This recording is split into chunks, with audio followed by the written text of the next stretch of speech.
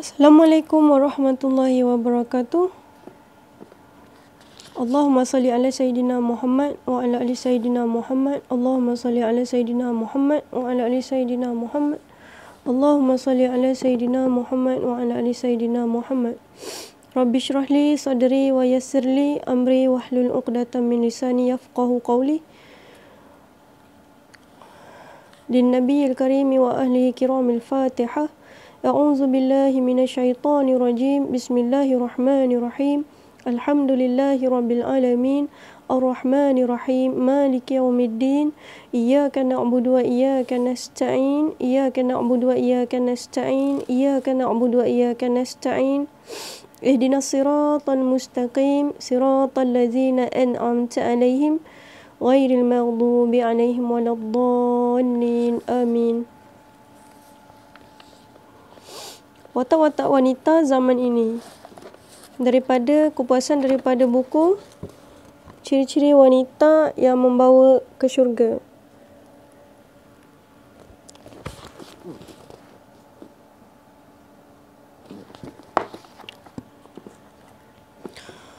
Muka surat 26. Saya sambung membacakan tentang kupasan-kupasan watak-watak wanita pada zaman ini. Kita dapati wanita zaman ini hanya memiliki ilmu dan pengalaman sahaja. Dengan ilmu dan pengalaman menjadikan ia bijak, tetapi digunakan untuk berhujah dan menyanggah cakap suami sehingga suami diperbudak-budakkannya, sehingga sanggup menjadi isteri yang durhaka. Tempatnya tentu di dalam neraka. Apa ertinya ilmu dan pengalaman yang banyak tanpa dapat dimanfaatkan untuk membahagiakan suami, rumah tangga dan masyarakat? Ada pula wanita hari ini yang cergas, tangkas, rajin dan pintar, tetapi kelebihan itu tidak digunakan untuk membantu suaminya, tetapi sebaliknya digunakan orang lain untuk bosnya di pejabat dalam keadaan dan suasana yang tidak diluluskan oleh syariat Islam. Ketangkasan dan kelincahannya juga digunakan bagi menghiburkan orang lain. Ketangkasan yakni bukan mahram di majlis-majlis sosial, disko, kelab malam, menjadi pelayan bar dan lain-lain secara tidak dihalalkan oleh Islam. Apa gunanya ilmu dan pengalaman kalau ia digunakan untuk jalan yang apa gunanya ilmu dan pengalaman kalau ia digunakan bukan untuk jalan yang baik, yang boleh membahagiakan diri di dunia dan keselamatan di akhirat. Sikap dan sifat demikian bukan cerdik dan matang namanya, tetapi bodoh dan dungu namanya jika dinilai dengan iman, Islam dan akhlak Islamiah.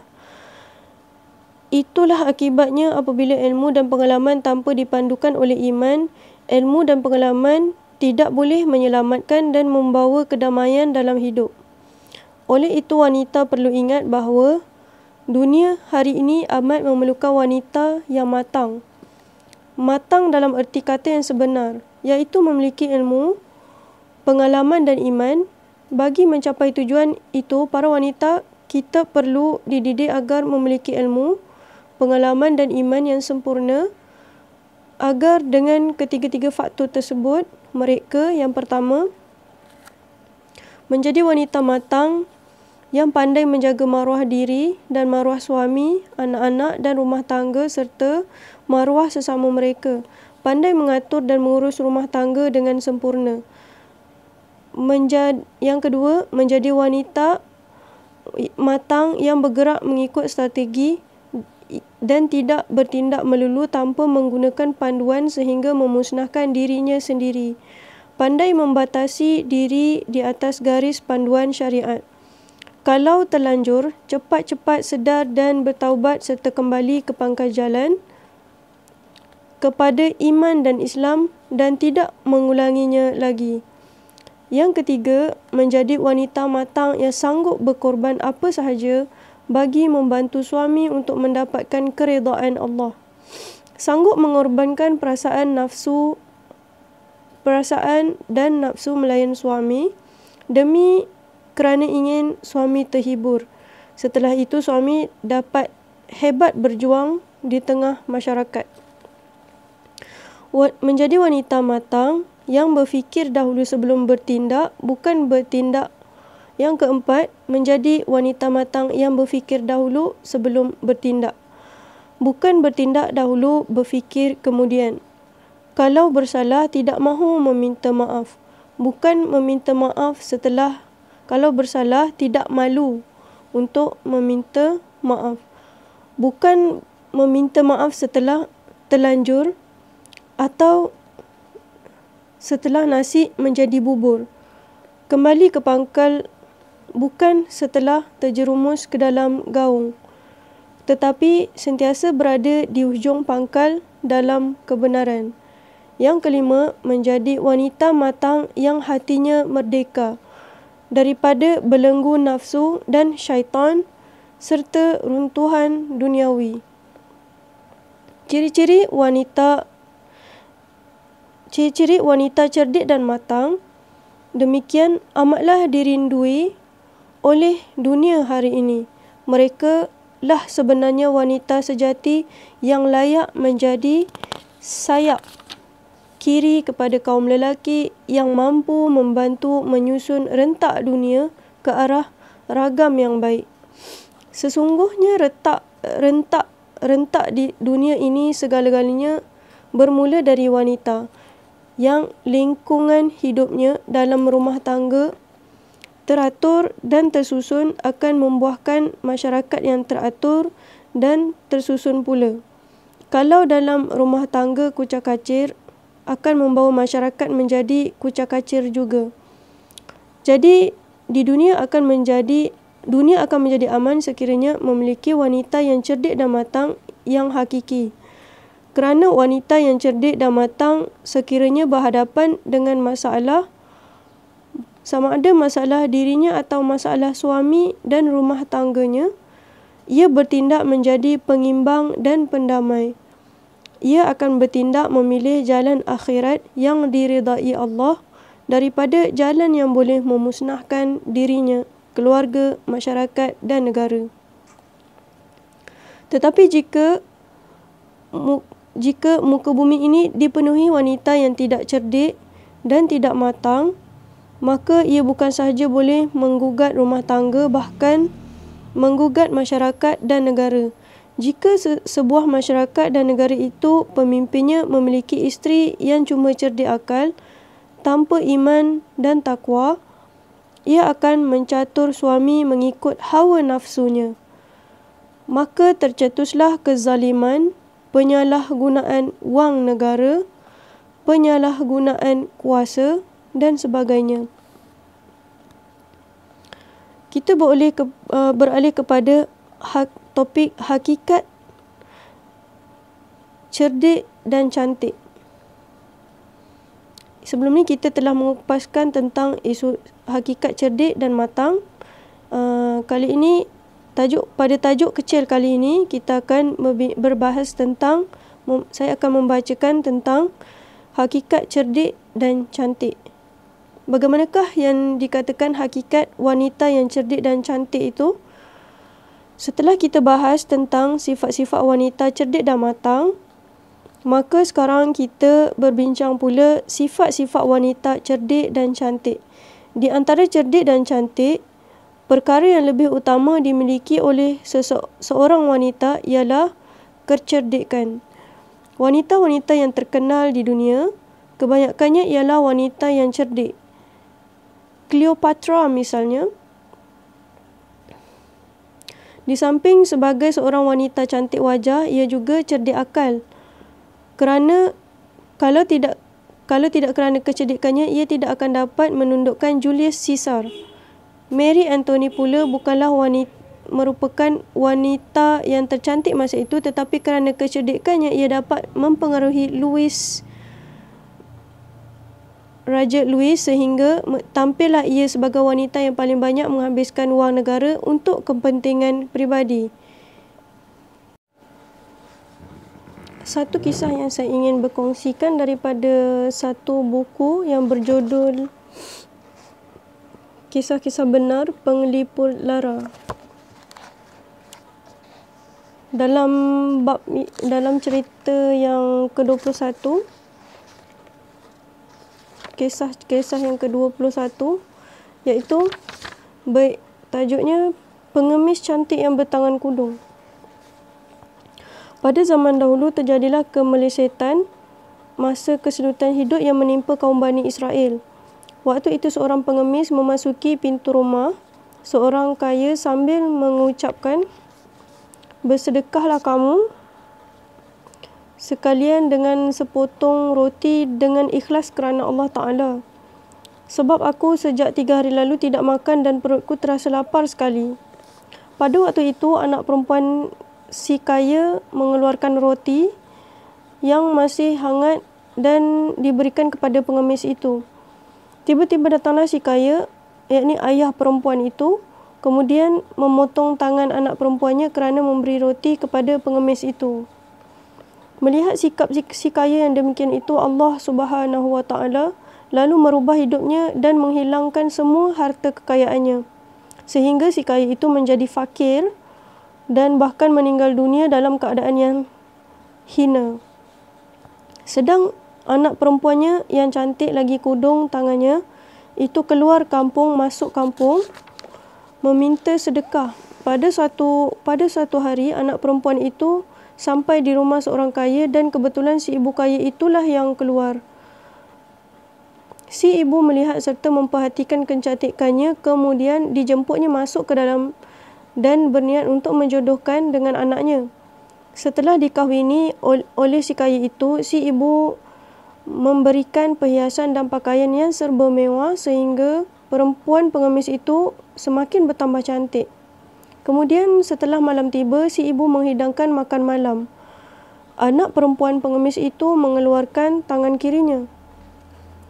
Si suami berkata, "Sungguh aku telah mendengar bahawa orang fakir itu tidak tahu cara atau tidak tahu sopan santun. Keluarkanlah tangan kananmu dan makanlah dengan tangan kananmu." Si isteri itu mengeluarkan tangan kirinya lagi dan si suami mengulangi suruhannya kepada isterinya. Isterinya merasa takut jika nanti kecacatannya akan diketahui. Tiba-tiba ada suara dari sudut rumah, "Keluarkanlah tanganmu yang kanan, hai perempuanku. Sungguh engkau telah memberikan sepotong roti kerana mengharapkan keredaanku, maka tidak ada halangan bagiku menggantikan tanganmu yang telah dipotong oleh ayahmu dahulu." Anak perempuan itu lalu mengeluarkan tangannya dengan penuh ragu.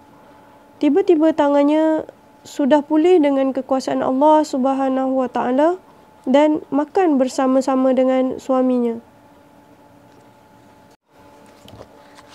Kita sambung kepada kisah dari buku.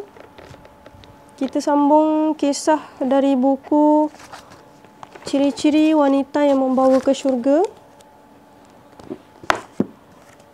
iaitu di bawah tajuk Hakikat Cerdik dan Cantik. Begitu juga dengan tokoh-tokoh wanita solehah yang menjadi ikutan sepanjang zaman. Semuanya cerdik-cerdik. Contohnya seperti Siti Aisyah, ia lebih disayangi oleh Rasulullah sallallahu alaihi wasallam bukan kerana kecantikannya tapi kerana kecerdikannya. Kerana ada riwayat yang mengatakan bahawa dalam hal kecantikan ada isteri Rasulullah sallallahu alaihi wasallam yang lain lebih cantik daripada Siti Aisyah, iaitu Maria Qibtiyah. Tetapi kemasyhuran Sayyidatina Aisyah lebih menonjol daripada Maria kerana faktor kecerdikannya. Siti Fatimah binti Rasulullah sallallahu alaihi wasallam walaupun cantik tetapi bukan kecantikannya yang disebut-sebut orang, tetapi ia masyhur kerana kecerdikannya dalam mengendalikan rumah tangga sehingga menjadi harmoni dan sumber hiburan kepada suaminya, Sayyidina Ali. Sehingga sewaktu beliau masih hidup, Sayyidina Ali tidak berhasrat untuk berkahwin lagi, yakni poligami, kerana kehebatannya dalam melayan Sayyidina Ali zahir dan batin. Tetapi setelah kematiannya barulah Sayyidina Ali berkahwin lebih daripada satu. Namun walaupun memiliki isteri lebih daripada satu poligami, tetapi tidak dapat menandingi kehebatan layanan Siti Fatimah.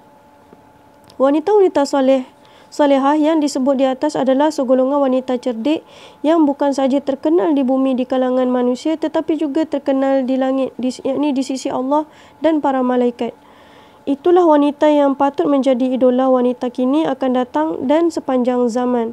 Selalu sebut sahaja nama-nama Siti Hajar, Siti Khadijah, Siti Aisyah, Siti Fatimah, maka muncullah imej wanita yang lembut, penyabar, bijaksana, taat, pintar dan lain-lain sifat mulia yang dimiliki mereka. Bila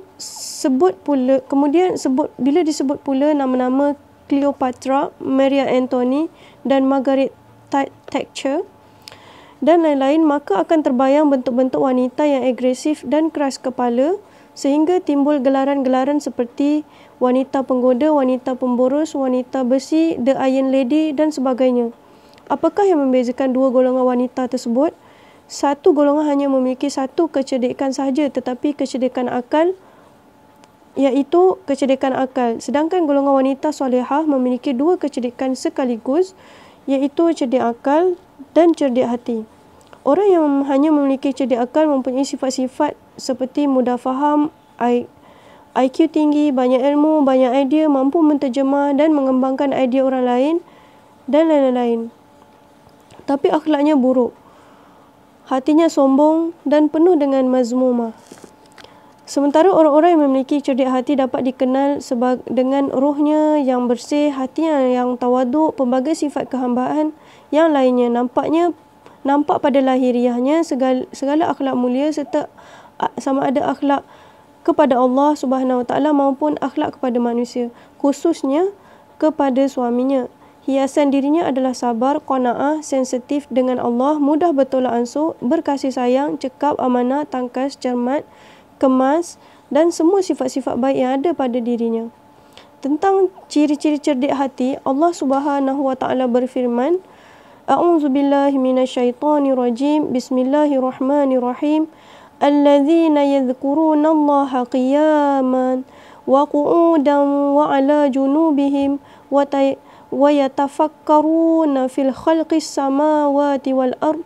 Rabbana ma khalaqta hadza batilan subhanaka faqina azaban nar. Ayat 191 dari surah Ali Imran.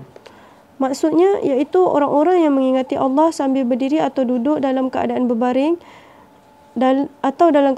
mereka memikirkan tentang penciptaan langit dan bumi seraya berkata, Ya Tuhan kami, tiadalah Engkau ciptakan ini dengan sia-sia.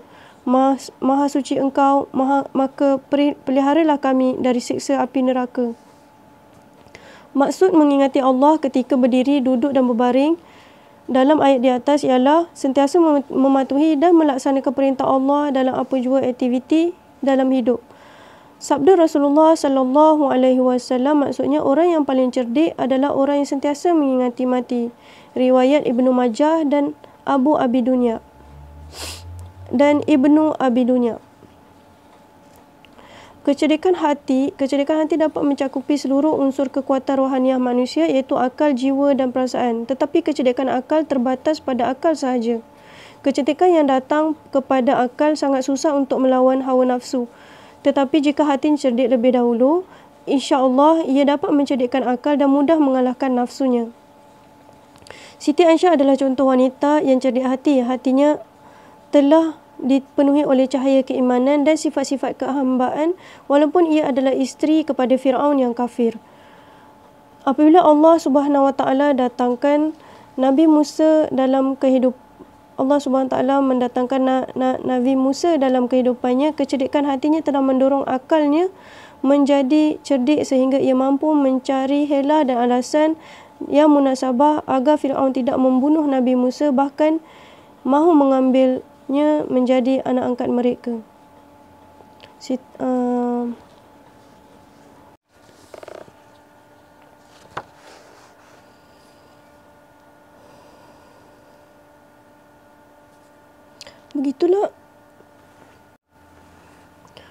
Begitulah contoh Siti Asia Siti Aisyah, wanita cerdik hati, isteri kepada Firaun. Sebelum kita lanjut, saya ingin memberikan satu cerita lah. Saya ingin menyelitkan satu cerita, iaitu masuk syurga tanpa hisap. Berdasarkan buku Kisah-Kisah Benar Penglipur Lara. Di salah satu kesempatan, masuk syurga tanpa hisap. Di salah satu kesempatan Rasulullah SAW mengatakan, telah ditunjukkan kepadaku keadaan umat yang terdahulu. Aku melihat ada Nabi yang disertai oleh pengikutnya yang sedikit, dan ada Nabi yang hanya disertai oleh 2 orang pengikutnya. 2 orang pengikut, bahkan ada Nabi yang tidak diikuti sama sekali. Tiba-tiba ditunjukkan kepadaku satu rombongan yang besar. Aku mengira bahawa itu adalah umatku. Lalu dikatakan kepadaku bahawa rombongan itu adalah rombongan Nabi Musa bersama kaumnya. Aku diperintahkan melihat ke ufuk kanan dan kiri. Lalu aku melihatnya. Aku diperintahkan melihat ke ufuk kanan dan kiri, lalu aku melihatnya. Tiba-tiba aku melihat di kedua ufuk itu rombongan yang sangat besar. Lalu dikatakan kepadaku, itulah umatku. Dan di samping mereka ada 70,000 orang yang masuk syurga tanpa hisap dan tanpa seksa. Rasulullah SAW masuk ke rumahnya, maka orang ramai turut sama membicarakan tentang orang-orang yang masuk syurga tanpa hisap. Ada yang berpendapat mungkin mereka adalah sahabat-sahabat Nabi Muhammad SAW. Dan ada lagi yang berpendapat mungkin mereka adalah orang-orang yang lahir dalam Islam dan tidak pernah mempersekutukan Allah, serta pendapat-pendapat lain yang mereka sebut. Kemudian Rasulullah SAW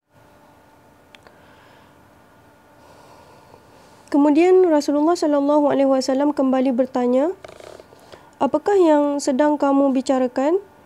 Lalu mereka memberitahu kepada baginda SAW mengenai perbincangan mereka itu. Maka Rasulullah SAW pun bersabda, mereka adalah orang-orang yang tidak pernah menjampi dan dijampikan, tidak mahu menilik nasib dengan perantaraan burung, dan sentiasa bertawakal kepada Allah Subhanahu Wa Taala. Lalu Uqashah bin Muhsan berkata, ya Rasulullah, doakan semoga saya termasuk salah seorang di antara mereka. Kemudian ada orang lain berdiri dan berkata, doakan semoga saya juga termasuk dalam golongan mereka. Baginda menjawab, kamu sudah mendahului Uqashah. Sekian tamatlah cerita tersebut, iaitu masuk syurga tanpa hisap. Kita sambung kepada buku ciri-ciri wanita yang membawa ke syurga.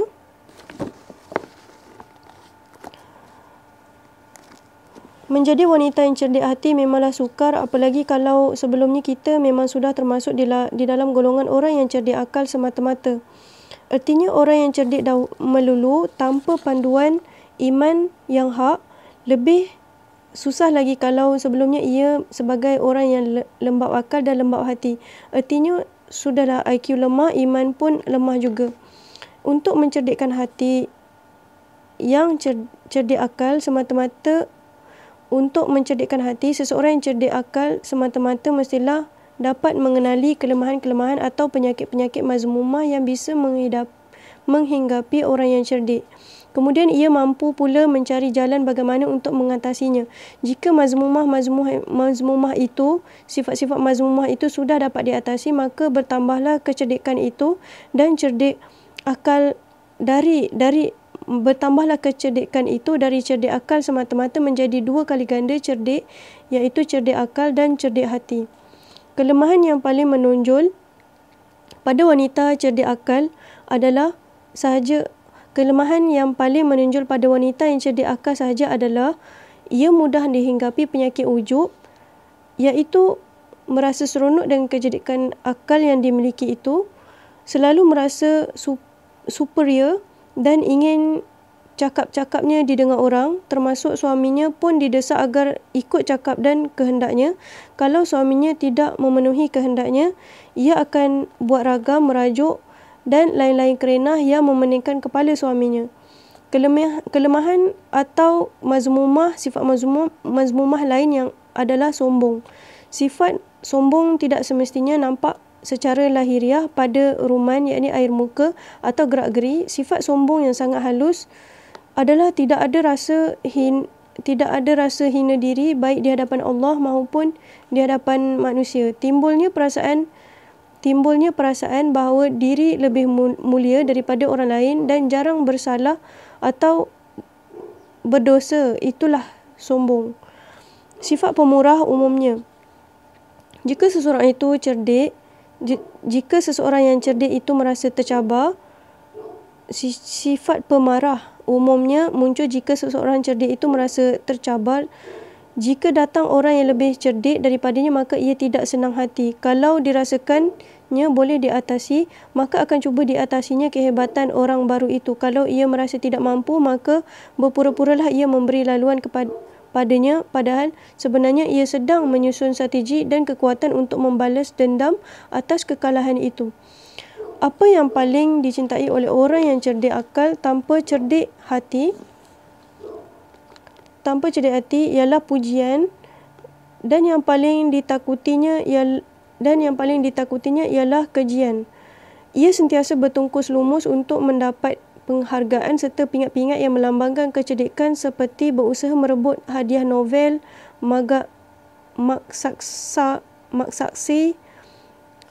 Magsaksi dan lain-lain.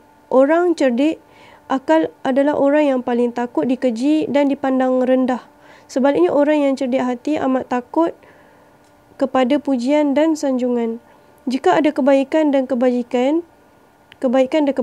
dilakukannya secara sembunyi-sembunyi. Ia menolak penghargaan dan sanjungan bukan kerana merajuk, tetapi kerana merasa malu dan tidak layak menerimanya. Itulah sebahagian daripada kelemahan atau sifat mazmumah orang yang cerdik akal semata-mata. Sebenarnya masih banyak lagi sifat mazmumah lain yang menyerang orang yang cerdik akal, seperti bakhil, cinta dunia, zalim dan lain-lain. Tetapi apa yang tersebut di atas merupakan kebiasaan-kebiasaan yang paling menonjol.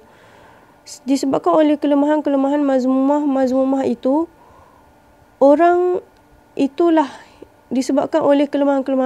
yakni mazmumah itu, orang yang cerdik akal sangat susah bermujahadah untuk dapat meningkat menjadi orang yang cerdik hati.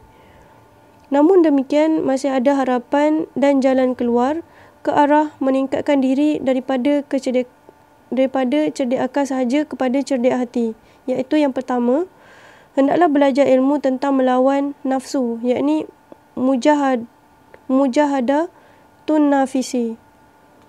Yang kedua, gunakanlah kecerdikan akal itu untuk mempelajari dan memahami ilmu-ilmu syariat dan hakikat, ilmu lahir dan ilmu batin, yakni tasawuf, untuk bekalan melawan nafsu dan syaitan. Yang ketiga, manfaatkanlah ketajaman akal itu untuk menemukan hujah-hujah yang kuat dan hak untuk mematahkan hujah-hujah akal yang telah dipengaruhi oleh nafsu dan syaitan. Peperangan akal lawan akal ini belum tentu berjaya membawa kita ke peringkat cerdik hati, kerana boleh jadi peperangan ini akan berpanjangan tanpa ada mana-mana pihak yang menang, atau akan buntu jika terpaksa berhadapan dengan perkara-perkara yang tidak boleh dicernakan oleh akal. Oleh itu, kita memerlukan panduan-panduan ilmu tasawuf, iaitu ilmu tentang pendidikan hati. Ketahuilah bahawa nafsu itu sangat jahat. Ilmu dan usaha kita tidak pernah mampu untuk melawannya. Oleh itu, kita memerlukan pihak lain untuk menolong kita, iaitu Allah Subhanahu Wa Taala, yang bukan sahaja berkuasa, bahkan tahu untuk memimpin dan mengatur kehidupan kita. Dialah zat yang mampu menjinakkan nafsu kita, kerana dia juga sebagai tuan kepada nafsu itu. Berdoalah dan pohonlah bantuan kepada Allah Subhanahu Wa Taala agar nafsu dan syaitan yang sentiasa meniup mazmumah itu dapat dikalahkan dengan bantuan dan pertolongannya. Dalam Al-Quran, Allah Subhanahu Wa Taala ada berjanji, yakni firman-Nya, A'udzubillahi minasyaitonirrajim. Bismillahirrahmanirrahim. Wallazina jahadu fina lanahdiyannahum subulana wa innallaha lama'al muhsinin. Maksudnya, mereka yang berjuang melawan nafsunya akan kami tunjukkan jalan kami. Dan sesungguhnya Allah menyukai orang-orang yang berbuat baik. Surah Al-Ankabut ayat 69. Itulah hakikat watak wanita, sifat wanita yang cantik. Nilai cantiknya terletak pada iman dan akhlak. Orang yang beriman dan berakhlak lebih bernilai daripada orang-orang yang semata-mata cantik, berharta, berketurunan bangsawan. Nilai ini bukan diletakkan oleh manusia tetapi diletakkan oleh Allah Subhanahu Wa Taala dan Rasulnya. Oleh sebab itu, bagi seseorang lelaki hendaklah memilih pasangan hidup isteri. Nabi SAW menasihatkan agar memilih wanita beragama. Kerana wanita beragama bererti wanita yang berakhlak mulia. Sabda Nabi SAW maksudnya, seseorang wanita menjadi pilihan untuk dinikahi oleh lelaki kerana 4 perkara. Iaitu kerana harta, keturunan, yakni bangsawan. Ketiga, kecantikan, kerana 4 agama. Maka di antara keempat-empat itu, pilihlah yang beragama, nescaya kamu akan mendapat bahagia yang sebenar. Bukhari dan Muslim. Sabda Rasulullah SAW lagi maksudnya, janganlah kamu mengahwini wanita disebabkan kecantikannya, kerana kecantikan mencelakakan, yakni merendahkan dan menghina dirinya, dan jangan juga kamu mengahwini wanita kerana kekayaannya menjadikan ia sombong dan berani membuat maksiat. Oleh itu, kahwinilah wanita kerana agamanya. Hadis riwayat Ibnu Majah, Al-Bazar dan Al-Baihaqi dari Abdullah bin Umar.